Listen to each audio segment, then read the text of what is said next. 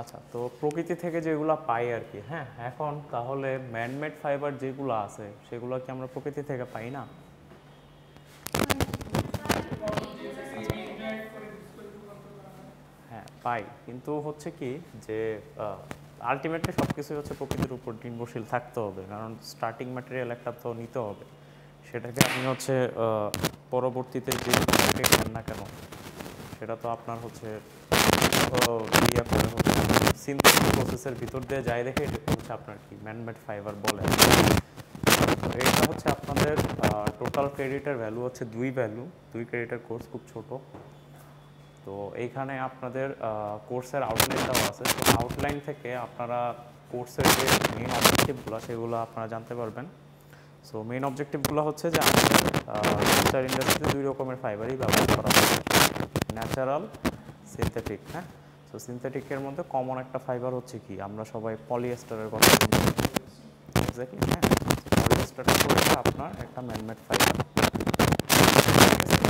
Polyester, তারপর হচ্ছে আপনারা নাইলনের কথা শুনছেন, হ্যাঁ, নাইলনের কথা শুনছেন, নাইলনও হচ্ছে একটা ম্যানমেড ফাইবার, ঠিক আছে।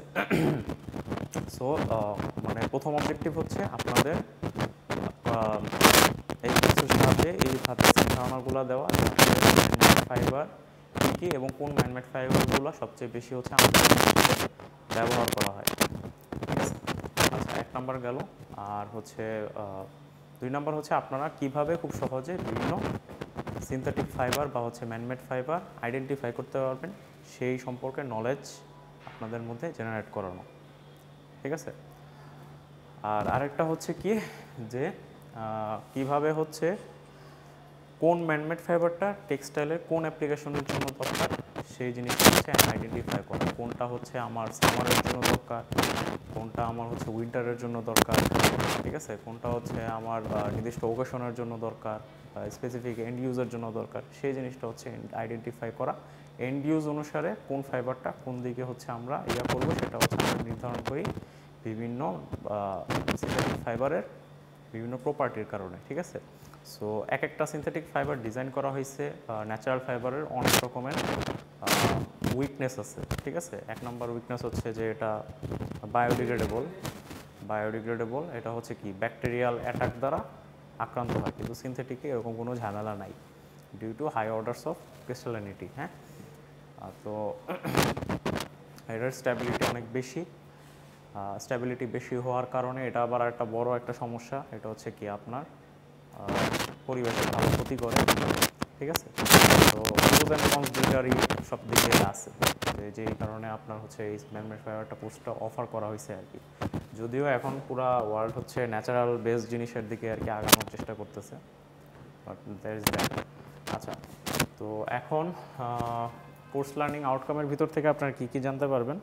সো জানতে পারবেন হচ্ছে যে রিজেনারেটেড আর সিনথেটিক ফাইবার, রিজেনারেটেড বলে একটা টার্ম আমার বারবার ইউজ করতে পারবেন, সেটা হচ্ছে ম্যানমেড ফাইবার প্রধানত হচ্ছে আপনার 2 রকমের, একটা হচ্ছে পিওরলি সিনথেটিক ফাইবার, একেবারে পিওর হচ্ছে সিনথেটিক প্রসেসের সাহায্যে তৈরি করা হয়, আর আরেকটা হচ্ছে আপনার সেমি সিনথেটিক ফাইবার, ঠিক আছে।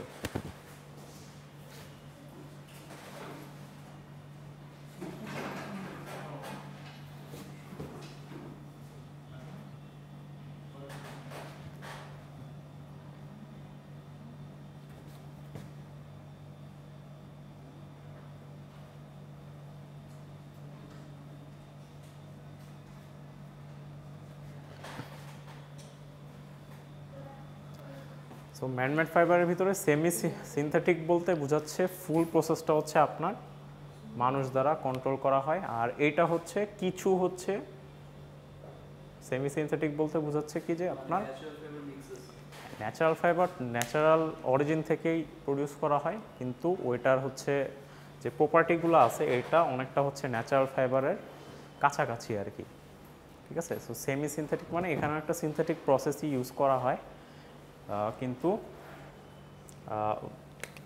কিন্তু আপনার যে আলটিমেট যে এন্ড প্রোডাক্টটা আছে সেটা হচ্ছে কি সাধারণত ন্যাচারাল ফাইবার মতো ফিল দেয়। যেমন এরকম একটা খুব পপুলার একটা ফাইবার হচ্ছে ভিসকস ফাইবার। হ্যাঁ, সো ভিসকস ফাইবারটার ওয়াটার অ্যাবজর্বেন্সি মানে কটনের চাইতে অনেক বেশি, ঠিক আছে।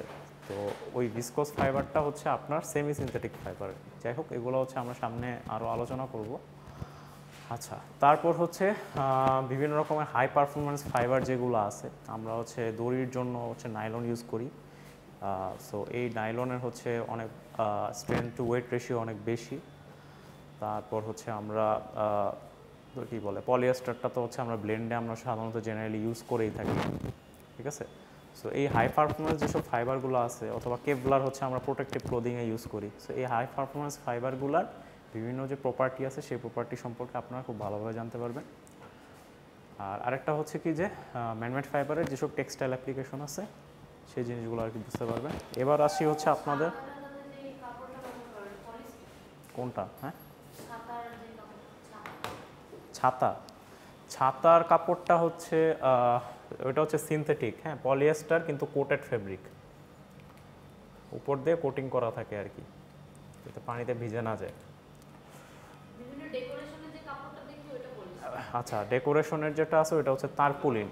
তারপুলিন ওইটাও হচ্ছে কোটেড ফেব্রিক, ওইটা কোটেড ফেব্রিক। ওটা হচ্ছে উভেন ফেব্রিক একটা, ওইটাতে হচ্ছে সাধারণত একটা কোটিং দেওয়া হয় আর কি, রাবার বা হচ্ছে প্লাস্টিকের, ঠিক আছে। কোটেড অথবা ল্যামিনেটেড ফেব্রিক, এগুলো হচ্ছে স্পেশাল ফেব্রিক প্রোডাকশনে আছে। যদি ফেব্রিক মেজর নেন তাইলে জানতে পারবেন, ঠিক আছে। আচ্ছা, তো এইবার আসি হচ্ছে আপনাদের কোর্সের কন্টেন্টগুলো কী কী আছে। কোর্স কন্টেন্টের ভিতরে ফার্স্টে আমরা কী কী পড়ব, প্রথমে হচ্ছে আমরা ম্যানমেড ফাইবারের ইন্ট্রোডাকশনটা দেখব।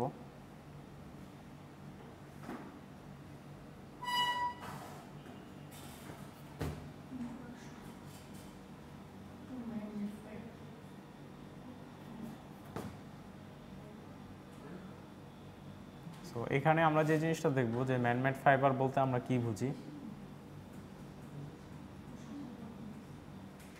ডেফিনেশন, তারপর হচ্ছে আপনার ফাইবারের যে ইয়াগুলো আছে, ফাইবারের ডেফিনেশন সম্পর্কে আমরা কি কি জানি।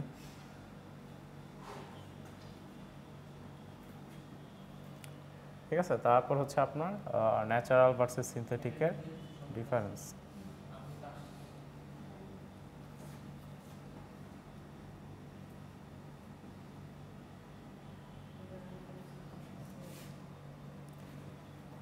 ওকে,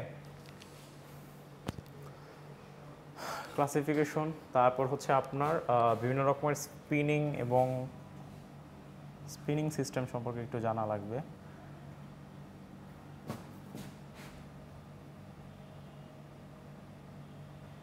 এখন আপনাদের যে ম্যানমেড ফাইবার আছে, ম্যানমেড ফাইবারের জন্য আপনার হচ্ছে স্পেশালাইজড স্পিনিং প্রসেস লাগে আর কি। সাধারণত দুইটা বেশি ইউজ করা হয়, একটা হচ্ছে মেল্ট স্পিনিং আর একটা হচ্ছে ওয়েট স্পিনিং। এই দুইটা সবচেয়ে বেশি ইউজ করা হয় ম্যানমেড ফাইবার তৈরি করার জন্য, ঠিক আছে। মেল্ট স্পিনিংটা সাধারণত করা হয় পলিয়েস্টারের ক্ষেত্রে, আর নাইলনের ক্ষেত্রে হচ্ছে আপনার ওয়েট স্পিনিংটা আর কি বেশি ইউজ করা হয়, ঠিক আছে। হ্যাঁ, দুই রকমের আছে। আচ্ছা, তো তারপরে হচ্ছে আপনার ফাইবারের যেসব এই স্ট্রাকচার আর হচ্ছে তাদের ইফেক্ট, ফাইবার প্রপার্টিসের যেসব ইফেক্টগুলো আছে সেগুলো হচ্ছে আমরা এখানে দেখব। ওকে, তো ইন্ট্রোডাকশনের পরে আমরা যে জিনিসটা পড়ব সেটা হচ্ছে আপনার রিজেনারেটেড ফাইবার।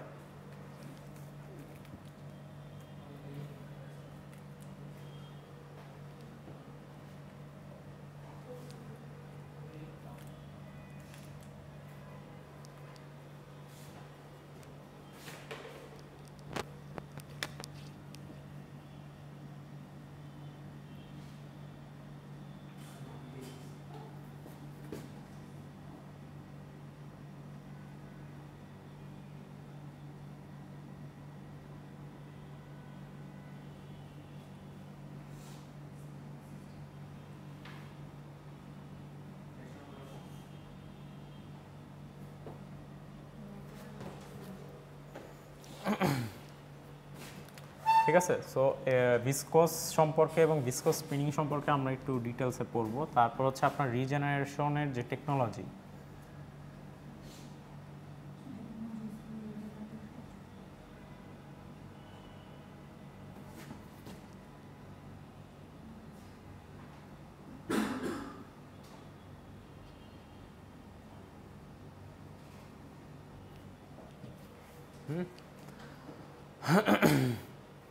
এগুলার যেসব প্রপার্টিগুলো আছে, প্রপার্টিজ এন্ড ইউজ,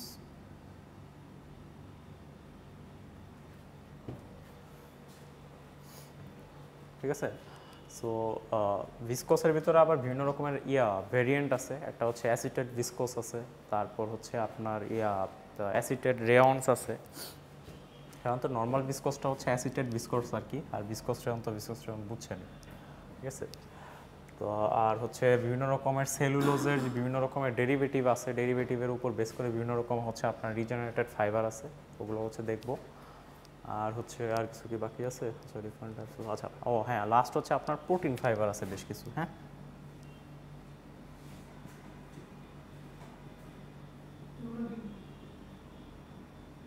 ঠিক আছে। সো সাধারণত আপনাদের একটা কমন প্রোটিন ফাইবার কোনটা?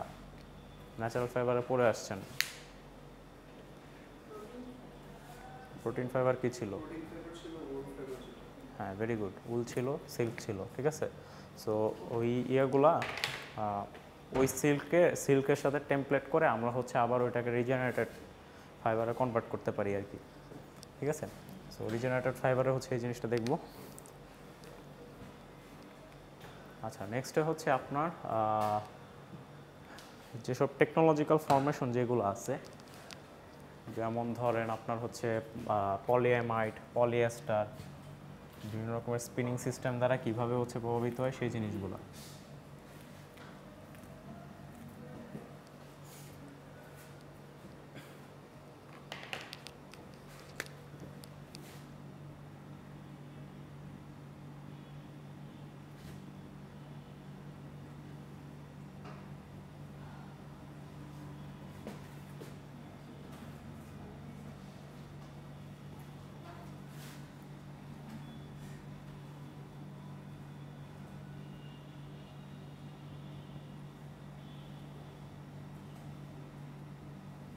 পলিয়েস্টার্স আর কি কি ছিল?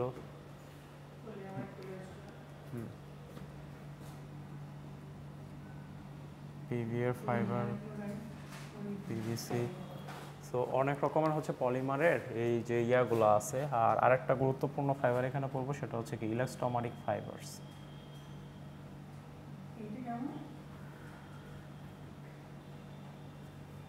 স্ট্রেচেবল ফাইবার আর কি, টানলে বড় হয়, ঠিক আছে।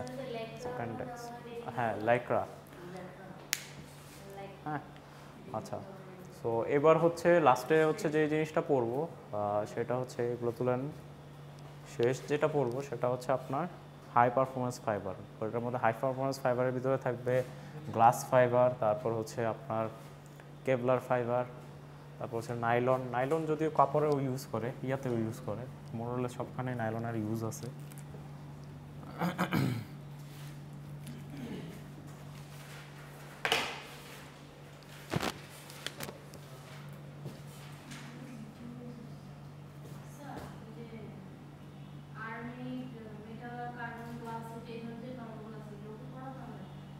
হ্যাঁ,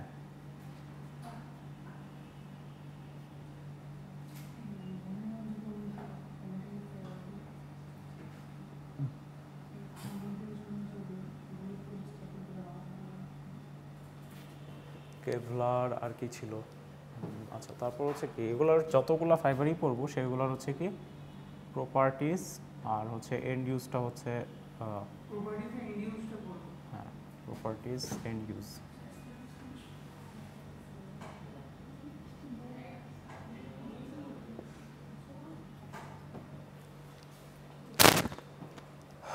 ঠিক আছে। সো মোরলেস আপনাদের এটার করে আর হচ্ছে কি যে আপনাদের প্রেজেন্ট ট্রেন্ডস যেগুলো আছে,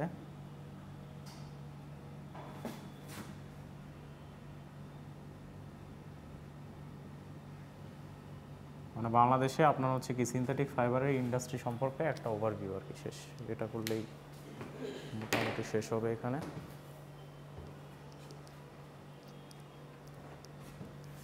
ওকে, সো এতটুকু হচ্ছে আপনাদের সিলেবাস। আর লাস্টের ইভ্যালুয়েশন তো জানেনই, এগুলো হচ্ছে আপনাদের এই টেক্সট বুক কিছু দিয়ে দেই।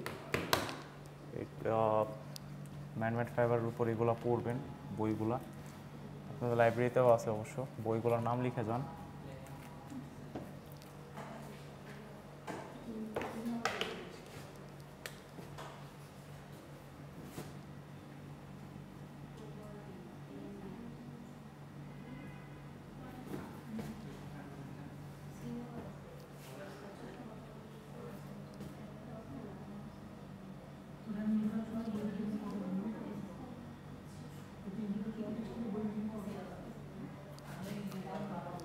লেখা হচ্ছে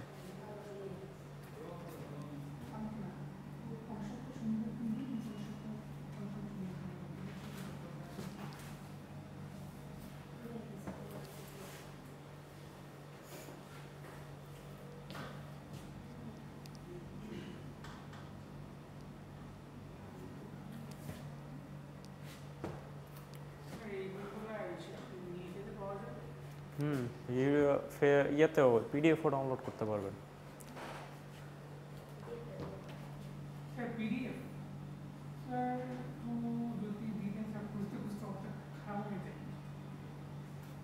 text book of fibre sunset.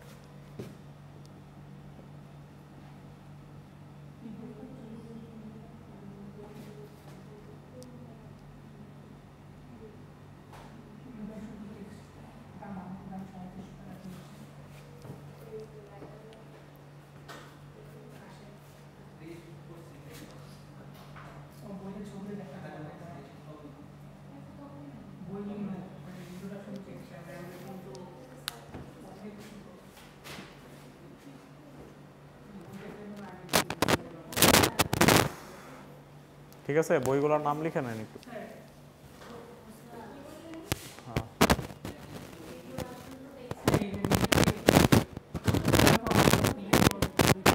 হ্যাঁ,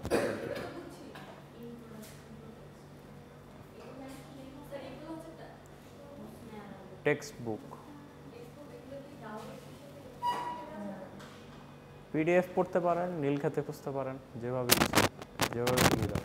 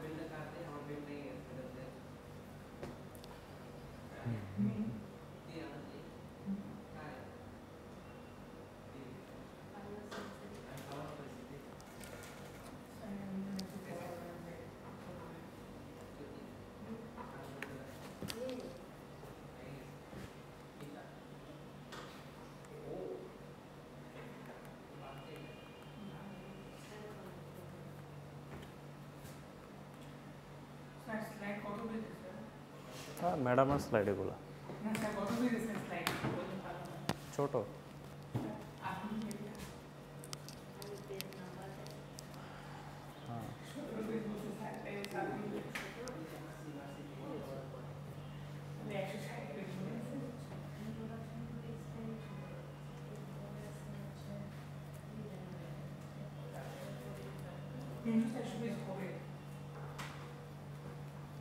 বোর্ড থেকে নষ্ট হয়ে যাচ্ছে একটা অবস্থা। আচ্ছা, ফাইবারের সংজ্ঞা কে বলতে পারবেন বলেন? বহুত দিন ধরে পড়তেছেন টেক্সটাইল, এক বছর হয়ে গেছে। ব্যাচ বলেন। হ্যাঁ,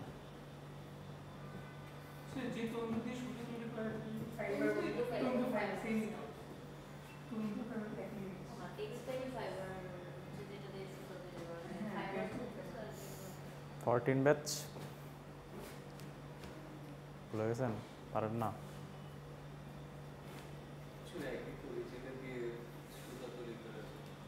আচ্ছা, ফাইবার হচ্ছে বেসিক্যালি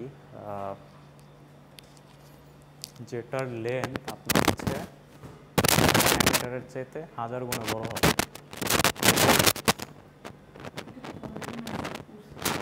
হ্যাঁ, লেন্থ তার ডায়ামিটারের চাইতে 1000 গুণে বড় হবে।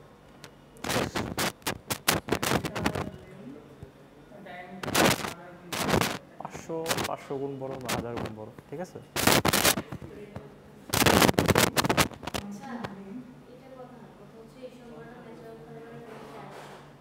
হ্যাঁ, মাথায় আছে মাথায় নাই। আচ্ছা, তো একেবারে ইয়ে হচ্ছে টেক্সটাইলের একেবারে বেসিক বিল্ডিং ব্লক হচ্ছে আপনার ফাইবার, কারণ আমরা সব কিছু হচ্ছে ফাইবার থেকে শুরু করি।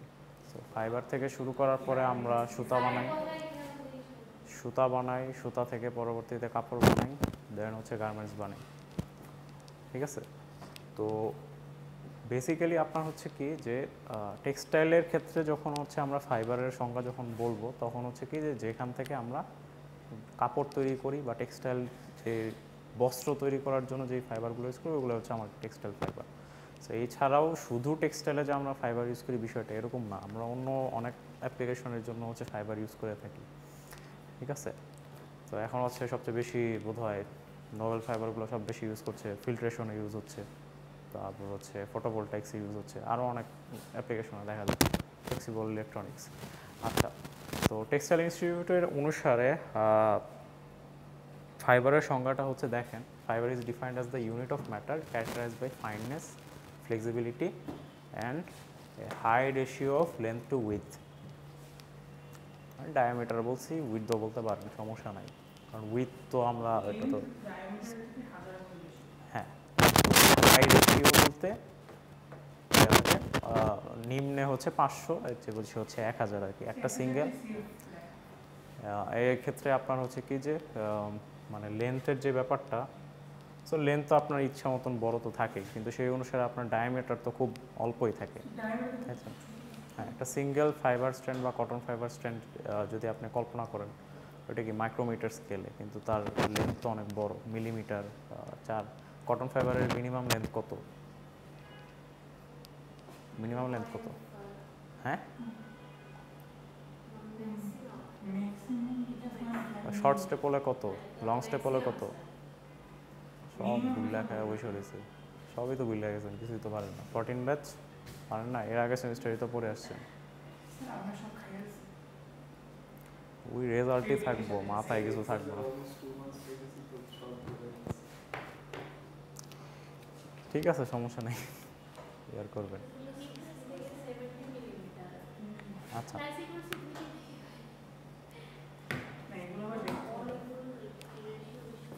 আচ্ছা দেখেন, এখন হচ্ছে টেক্সটাইল ফাইবারে যখন আমরা চলে আসবো, তো টেক্সটাইল ফাইবারে যখন আমরা ক্লাসিফিকেশন করতে যাব, সো ক্লাসিফিকেশন হচ্ছে আপনার বেশ কয়েকভাবে হচ্ছে আমরা ক্লাসিফিকেশন করতে পারি। সো প্রথমে হচ্ছে আপনার নেচার অ্যান্ড অরিজিন, যে এটা কোত্থেকে আসছে সেটার উপর ডিপেন্ড করে। সাধারণত আপনার যে সিনথেটিক ফাইবার যেগুলো আছে সেগুলো হচ্ছে সব পেট্রোলিয়াম বেসড, এটা কি জানেন নাকি? আপনার যত পলিয়েস্টার, নাইলন যা আছে সব হচ্ছে কি, সব হচ্ছে মানে তেলটা বের করার পরে যা থাকে ওই ওই ওয়েস্ট থেকে হচ্ছে আমরা সুতা স্পিনিং করি আর কি, ফাইবার বের করি, ঠিক আছে। আচ্ছা, তো classification according to the ability to attract water, হ্যাঁ, যে পানি আকর্ষী নাকি পানি গ্রাহী।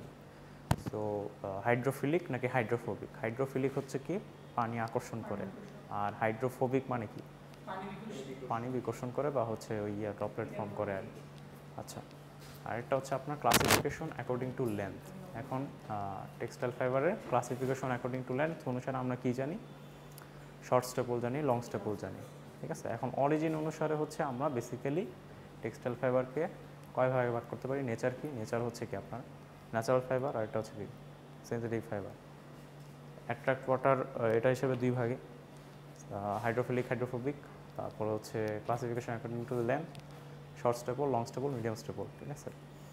আচ্ছা, তো এবার আসি হচ্ছে আপনার প্রথমে আসতেছে আপনার নেচার অ্যান্ড অরিজিন অনুসারে টেক্সটাইল ফাইবার আমরা কয় ভাগে ভাগ করতে পারি, সেটা হচ্ছে টোটালি দুই ভাগে, একটা হচ্ছে ন্যাচারাল ফাইবার আর একটা হচ্ছে আপনার ম্যানমেড ফাইবার। এখন ন্যাচারাল ফাইবারের ভিতরে অনেক রকমের ফাইবার আছে, ভেজিটেবল ফাইবার আছে, ফুড ফাইবার আছে, তারপর হচ্ছে বাস্ট ফাইবার আছে, ঠিক আছে। ভেজিটেবল ফাইবার কোনগুলো?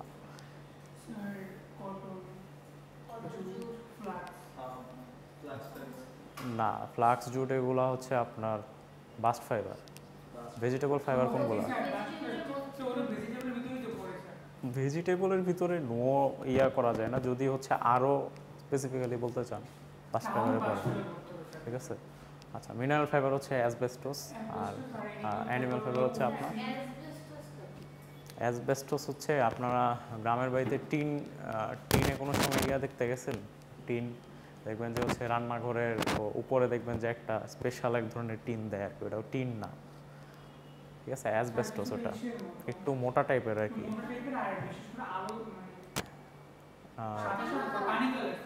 হ্যাঁ হ্যাঁ, ওটার জন্য পানি কালার একটু অন্যরকম আর কি, ঠিক আছে। ওগুলো হচ্ছে অ্যাসবেস্টস সব, ওগুলো অ্যাসবেস্টস আর কি। তো অ্যাসবেস্টস পরিবেশের জন্য খুবই ক্ষতিকর একটা জিনিস, যদিও এখন হচ্ছে প্রচলন অনেক কমে গেছে গ্রামের দিকে, ঠিক আছে। আচ্ছা, তো ভেজিটেবল ফাইবারের ভিতরে সিড ফাইবার যেগুলো আছে, সিড ফাইবার, বাস্ট ফাইবার হচ্ছে আপনার কি ফ্লাক্স, লিনেন, হেম্প যেগুলো, রেমি, কেনাফ। লিফ ফাইবারের ভিতরে আবাকা, সিসাল, পাইনাপেল লিফ ফাইবার আছে। অ্যানিম্যাল ফাইবারের ভিতরে আছে হচ্ছে আপনার সিল্ক, উল, যত হেয়ারি ফাইবার যেগুলো আছে, যেমন শিপ, তারপর হচ্ছে গোট বা হর্স থেকে যেসব ফাইবারগুলো পাই, ঠিক আছে। আচ্ছা, ম্যানমেড ফাইবার আমরা হচ্ছে প্রধানত দুই ভাগে ভাগ করি, একটা হচ্ছে রিজেনারেটেড ফাইবার, আর একটা হচ্ছে আপনার সিনথেটিক যেসব ফাইবার আছে অথবা পলিমার থেকে যেসব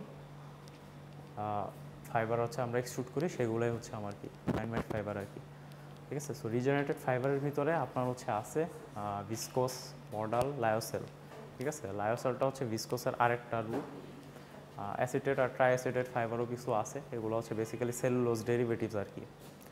আচ্ছা, আর সিনথেটিক পলিমারের ভিতরে আছে হচ্ছে পলিয়েস্টার, নাইলন, তারপর হচ্ছে এটা হচ্ছে পিওরলি সিনথেটিক, পলিইথিলিন, পলিপ্রোপিলিন, মানে বেসিক্যালি হচ্ছে সব পেট্রোলিয়াম বেসড, ঠিক আছে। আচ্ছা,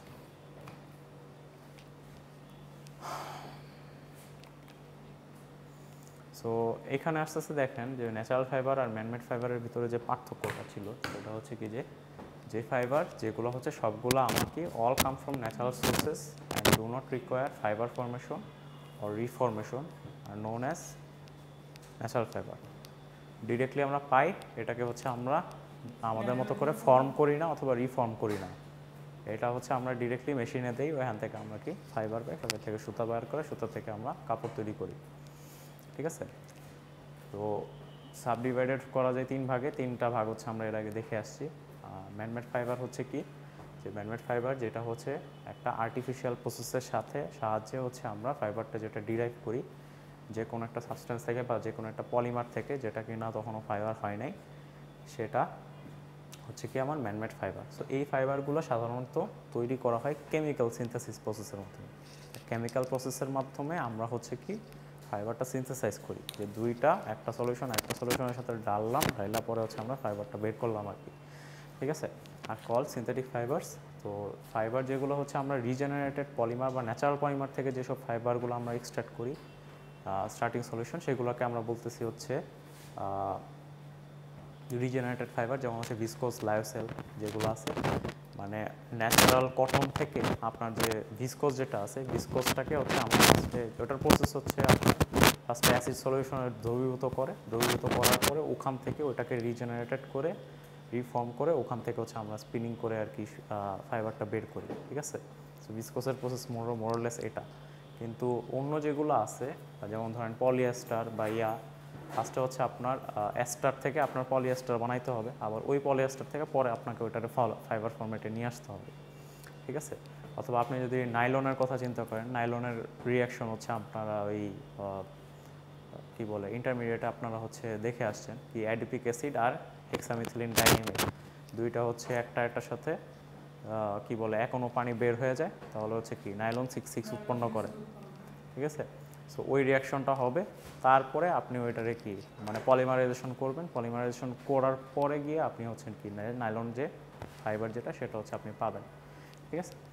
সো ওটা হচ্ছে totally synthetic chemical process. So ওই কেমিক্যাল প্রসেসের সাহায্যে আমরা যেটা পাই সেটা হচ্ছে ম্যানমেড ফাইবার। আর যদি হচ্ছে আমরা কোনো ন্যাচারাল সোর্স থেকে যদি আমরা ফাইবারের মলিকুলগুলোকে, ন্যাচারাল মলিকুলগুলোকে ওইটাকে যদি আমরা রিঅ্যারেঞ্জ করে নতুন একটা ফাইবার ফরম্যাটে নিয়ে আসি, তাহলে ওইটাকে বলতেছি আমরা রিজেনারেটেড ফাইবার, যেমন হচ্ছে ভিসকস, মডাল বা হচ্ছে লায়োসেল। ওকে, সো এই দুইটাই হচ্ছে বেসিক পার্থক্য, যে ন্যাচারাল ফাইবারে আমার কোনো মডিফিকেশন করা লাগে না, কিন্তু সিনথেটিক ফাইবার হচ্ছে কি কেমিক্যাল মডিফিকেশন করা লাগে অথবা সিনথেসিস করা লাগে। আচ্ছা, তো এখানে যে দুইটার ভিতরে আমরা পার্থক্য দেখছিলাম, যে ন্যাচারাল ফাইবার এবং ম্যানমেড ফাইবারের ভিতরে। হ্যাঁ, সো প্রথমে দেখেন ন্যাচারাল ফাইবার যেটা হচ্ছে নেচার থেকে পাই সেটা হচ্ছে কি আপনার ন্যাচারাল ফাইবার বলে থাকি, যেমন হচ্ছে আপনার কটন, জুট বা উল। আর যেগুলো হচ্ছে আমরা সিনথেসিস অথবা রিজেনারেশনের মাধ্যমে পাই সেগুলো হচ্ছে ম্যানমেড ফাইবার বলতেছি, যেমন রেয়ন, নাইলন, লাইক্রা এগুলা। ন্যাচারাল ফাইবারের ভিতরে আমার হচ্ছে কি যে পলিমার চেনের ভিতরে যে মলিকুলগুলো থাকবে, নাম্বার অফ মলিকুল হচ্ছে লিমিটেড না। আর ম্যানমেড ফাইবার হচ্ছে এটা টোটালি ইঞ্জিনিয়ার্ড, আমরা হচ্ছে মলিকুলার ওয়েট থেকে শুরু করে চেইন পর্যন্ত সব কিছু কন্ট্রোল করতে পারবো। সো ওইটা হচ্ছে limited, depending on the application আমরা হচ্ছে কি কমাইতে বাড়াইতে পারবো। The number of molecules is control by nature. এখন এক এক ভ্যারাইটির কটনের যে প্রপার্টি, এক এক ভ্যারাইটির কটনের প্রপার্টি হচ্ছে এক এক রকম হয়, ঠিক আছে। ইজিপশিয়ান কটন আর আমেরিকান কটনের ভিতরে বিশাল পার্থক্য থাকে, ঠিক আছে। সো এটা হচ্ছে আপনার গ্রোয়িং কন্ডিশন বা আরও হাবিজাবি অনেক জিনিসের উপর ডিপেন্ড করে। আর ন্যাচারাল ফাইবারে আপনার হচ্ছে জিনিং প্রসেস পরে আসছেন, জিনিং প্রসেসটা কী ছিল মনে আছে কিছু? হ্যাঁ, ময়লা পাতা বীজ যেগুলো হচ্ছে কি আমরা সরাই, ঠিক আছে।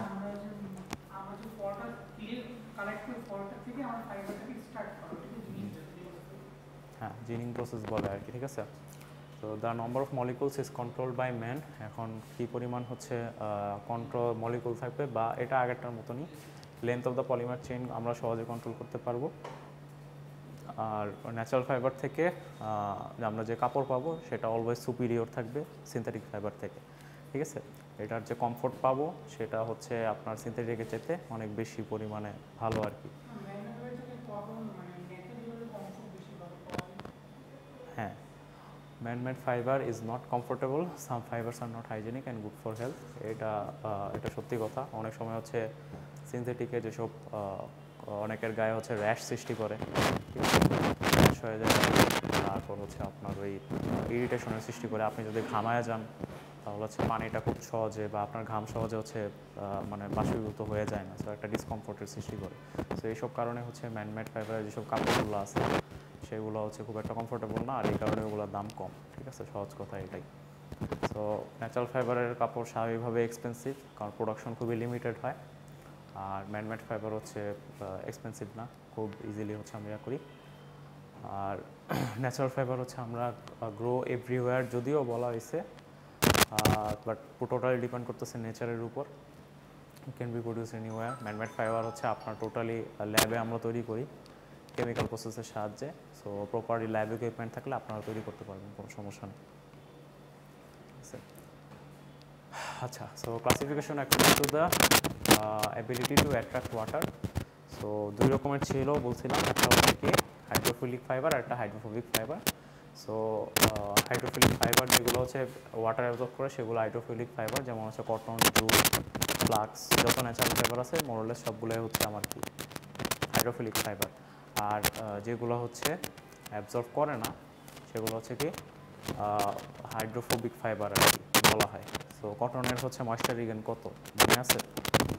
কটন ফাইবারের ময়েশ্চার রিগেন কত?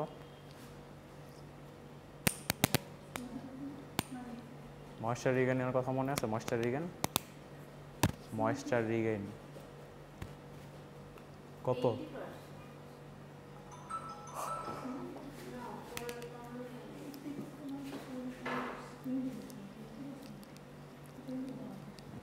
কটন ফাইবারের ময়েশ্চার রিগেন হচ্ছে 8.4%। জুটের কত? জুটের কত মনে নাই? জুটের হচ্ছে 13.6, ঠিক আছে। সো সো আর পলিয়েস্টারের কত? পলিয়েস্টারের মনে আছে? পলিয়েস্টারের হচ্ছে 0.4%, খুবই অল্প। ঠিক আছে, সো খুবই অল্প। এখন এই হাইড্রোফোবিক ফাইবার